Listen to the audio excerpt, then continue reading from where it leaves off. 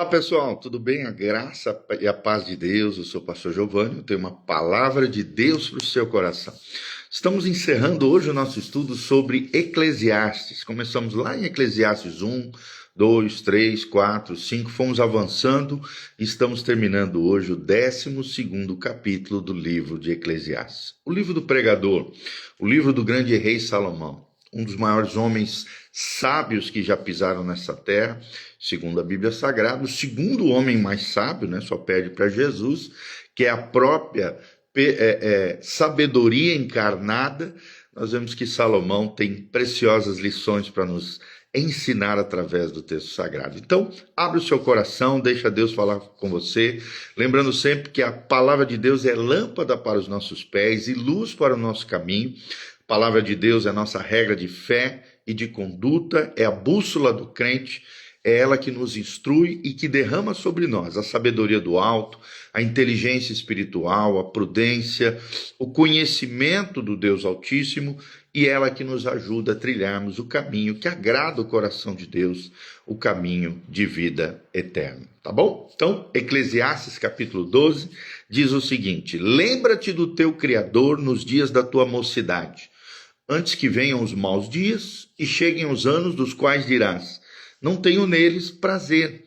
Antes que se escureçam o sol, a lua e as estrelas, do esplendor da tua vida, e tornem a vir as nuvens depois do aguaceiro. No dia em que tremem os guardas da casa, os teus braços se curvarem os homens outrora fortes, as tuas pernas e cessarem os teus moedores da boca, por já serem poucos e se escurecerem os teus olhos nas janelas. E os teus lábios, quais portas da rua, se fecharem, no dia em que não puderes falar em alta voz, e te levantares a voz das aves e todas as harmonias, filhas da música, te diminuírem. Como também quando temeres o que é alto, e te espantares no caminho, e te embranqueceres como floresce a amendoeira, e o gafanhoto te for um peso, e te perecer o apetite, porque vais à casa eterna, e os pranteadores andem rodeando pela praça, antes que se rompa o fio de prata, e se despedace o copo de ouro, e se quebre o cântaro junto à fonte, e se desfaça a roda junto ao poço, e o pó volte à terra como era, e o espírito volte a Deus que o deu. Vaidade de vaidade, diz o pregador, tudo é vaidade. E uma conclusão, a partir do versículo 29, o pregador, além de sábio, ainda ensinou o povo conhecimento, e atentando e esquadrinhando, compôs muitos provérbios. Procurou o pregador, e aqui pregador é o autor de Eclesiastes, Salomão, procurou o pregador achar palavras agradáveis e escrever com retidão palavras de verdade. As palavras dos sábios são como aguilhões e como pregos bem fixados, as sentenças coligadas dadas pelo único pastor.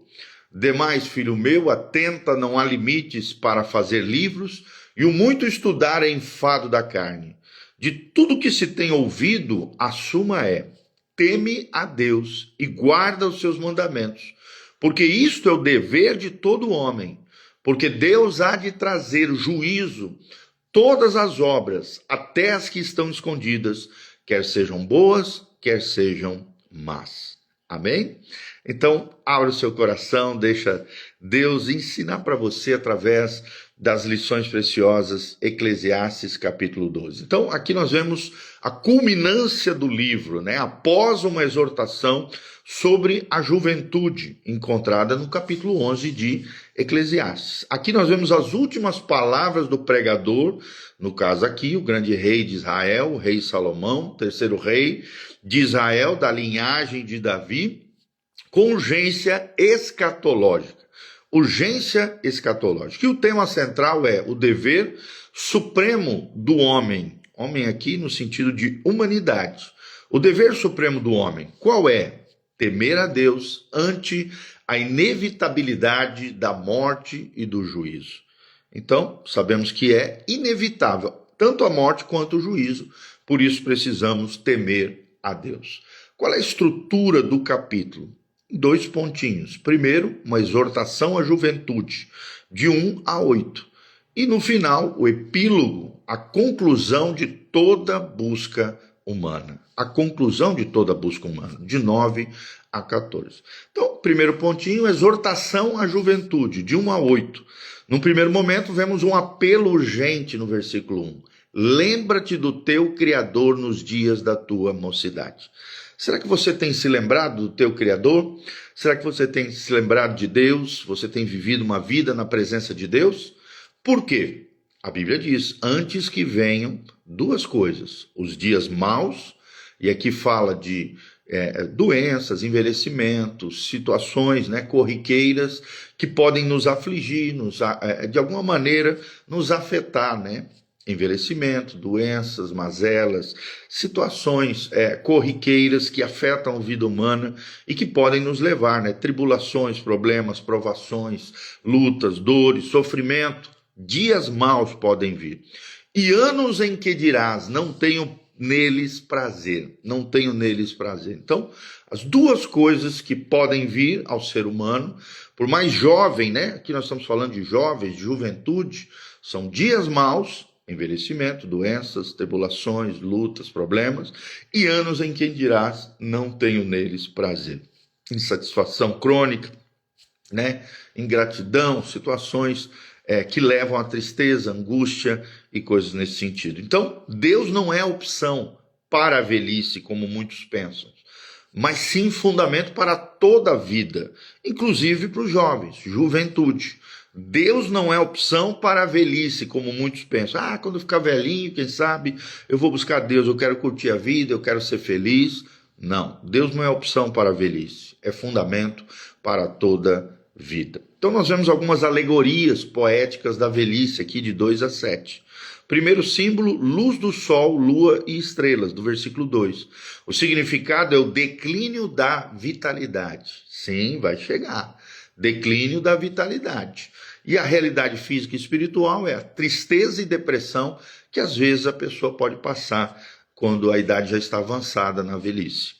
Outro símbolo é guardas da casa e mãos que tremem, versículo 3. Aqui o significado é perda de força ou incapacidade para o trabalho. Depois a Bíblia menciona no versículo 3, moedores, dentes que cessam. Aqui o significado é dificuldade de alimentação, que isso acontece com a idade às vezes avançada, vemos uma dependência de outras pessoas e fragilidade com relação à nossa humanidade. Outra metáfora aqui, alegoria, são olhos que escurecem no versículo 3. Aqui nós vemos uma visão comprometida e limitação da percepção, que às vezes acontece tanto numa conotação espiritual, como também numa idade avançada por causa da velhice. Vemos também portas da rua se fechando e ouvidos no versículo 4. O significado aqui é a surdez, que pode ser tanto natural quanto espiritual. E vemos aqui como realidade física e espiritual o isolamento social. Muitos velhinhos com idade avançada acabam sofrendo o isolamento dos seus entes queridos, da sua família, muitos colocados ali em pensionatos, em lugares, para cuidar dos anciãos e são esquecidos pela sua família. Sopro de vida que se quebra no versículo 6. Vemos aqui então a morte física, a cisão entre o corpo e a alma, e o corpo, é claro, voltando ao pó da terra, é o que diz o versículo 7. Então, vemos uma conclusão existencial no versículo 8. Vaidade de vaidades.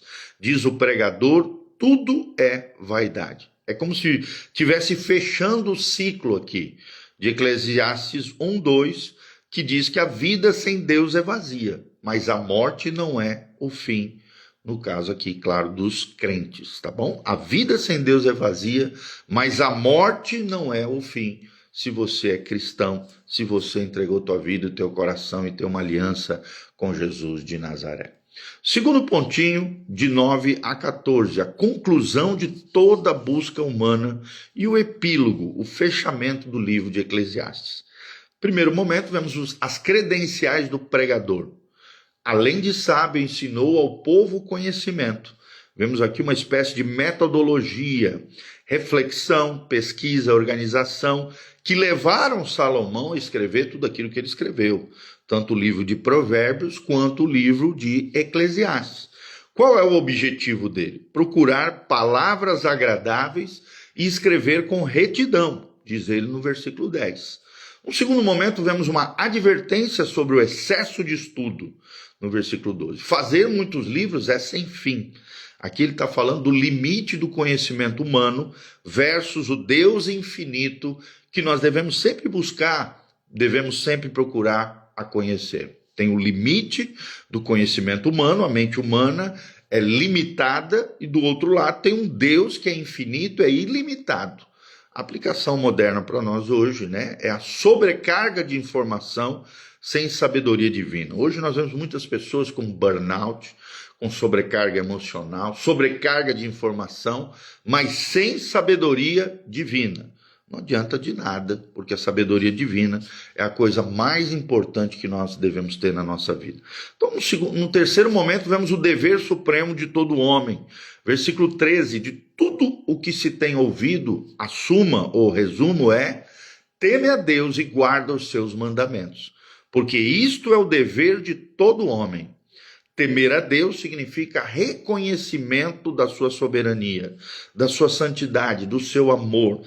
É um temor reverente, não é um medo que paralisa, nem um medo atormentador, mas sim é um temor reverente, um reconhecimento da soberania de Deus, da santidade de Deus e do amor de Deus por nós e nós por ele.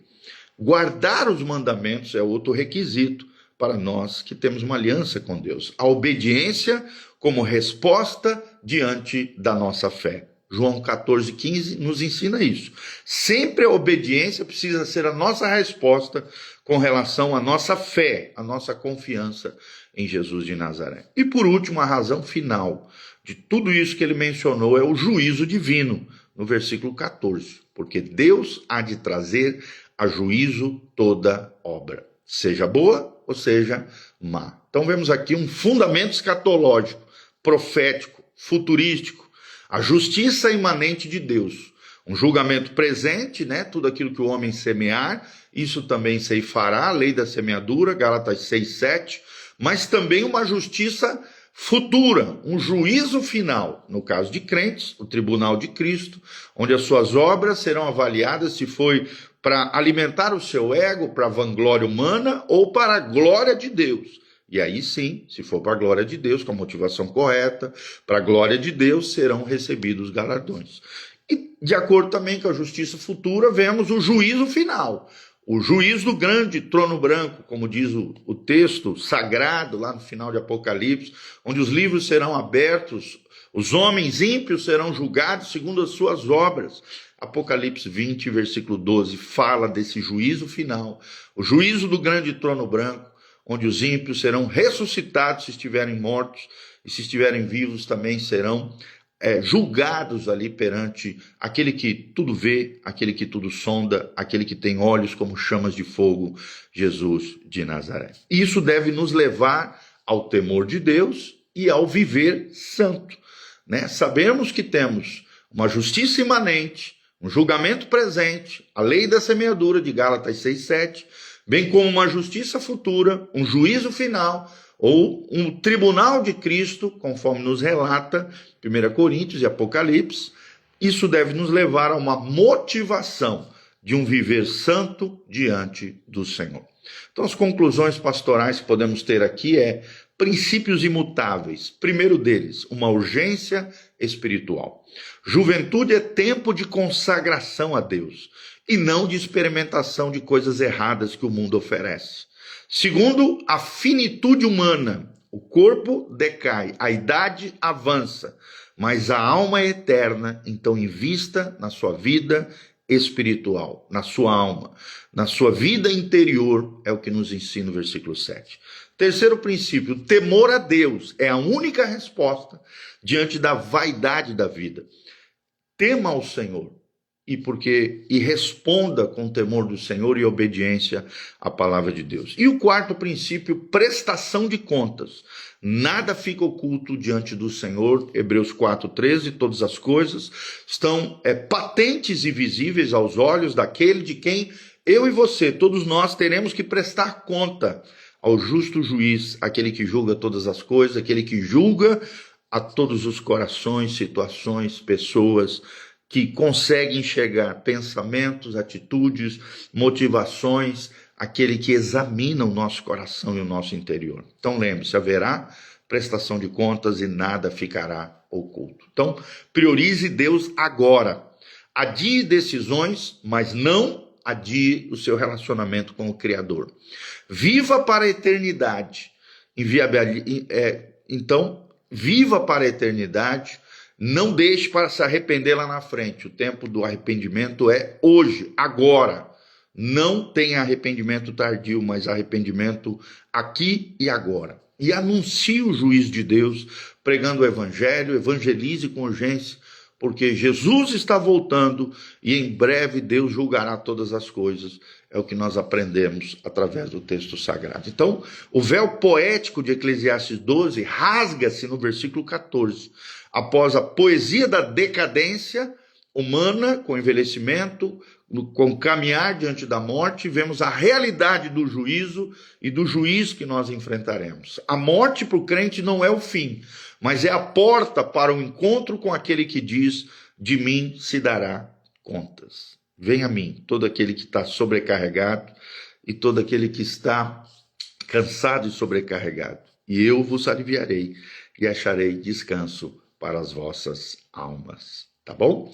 Então, uma análise de tudo que falamos, reconhecimento, a definição, Deus como Criador e Juiz, o efeito prático, tenha humildade e dependência do Senhor, Salmo 33, de 8 a 9. Outro aspecto que nós aprendemos no livro de Eclesiastes, principalmente capítulo 12, é obediência. Guarde os mandamentos e viva em santidade no seu cotidiano, Salmo 119, versículo 11. Vemos também a motivação. Como definição, a consciência do juízo eterno e o efeito prático nas nossas vidas é a fidelidade nas obras, sejam visíveis ou sejam invisíveis e ocultas. Mateus 6, 4, tá bom? Então, lembra-te do teu Criador, tenha uma consagração radical diante dele, se você é jovem. Se você é idoso, lembre-se, a morte se aproxima. Mas tenha esperança na ressurreição eterna, é o que nos ensina o texto sagrado. E a todos, sejam jovens, idosos, crianças, adultos, temam ao Senhor e lembre-se do juízo eterno. Por isso, viva uma vida de arrependimento e fé em Cristo, tá bom? Então, Eclesiastes termina assim: onde a vida verdadeira começa, no temor do Senhor que leva à cruz. O dever de todo homem, Eclesiastes 12, 13, só se cumpre em Cristo, que nos resgatou da maldição da lei, Gálatas 3, 13, mas o juízo foi sobre ele, sobre Jesus. E a nossa resposta diante desse fato é a nossa adoração a ele. Amém, queridos? Que Deus abençoe você. Então, aqui encerramos a nossa jornada através do livro de Eclesiastes, o livro do pregador, o livro de Salomão. Espero, de alguma maneira, ter sido bênção na sua vida e no seu coração. Por isso, aperta no aviãozinho, compartilhe esse vídeo com outras pessoas. Aqui no link de descrição tem todas as nossas informações, todas as informações do nosso ministério, horários de culto, endereço da igreja, as nossas mídias sociais, as informações para que haja contribuição também, se você assim sentir no seu coração. Todas as nossas informações estão no link de descrição. Não esqueça de dar um joinha, apertar o sininho para receber as nossas recomendações. E aqui na descrição, aqui nos comentários, diga de onde você está nos assistindo, o que você achou dessa jornada através do livro de Eclesiastes, o que Deus falou no seu coração, o que você aprendeu através do texto sagrado e dos nossos devocionais. E se você tiver qualquer pedido de oração, necessidade, coloca aqui que nós vamos estar dando um print, colocando para a nossa equipe de intercessão e estaremos orando por você em nome de Jesus. Grande abraço para o Praxedes, querido. O Lucas também, pastor Lucas, querido, José Cristóvão, amado, e o poderoso André, que está aqui também online conosco. Amém? Vamos estar encerrando aqui com uma oração. Feche seus olhos, coloque a mão no seu coração. Queremos orar pela sua vida. Pai, no nome de Jesus, obrigado porque conseguimos, com a graça de Deus, encerrarmos, fecharmos o livro de Eclesiastes.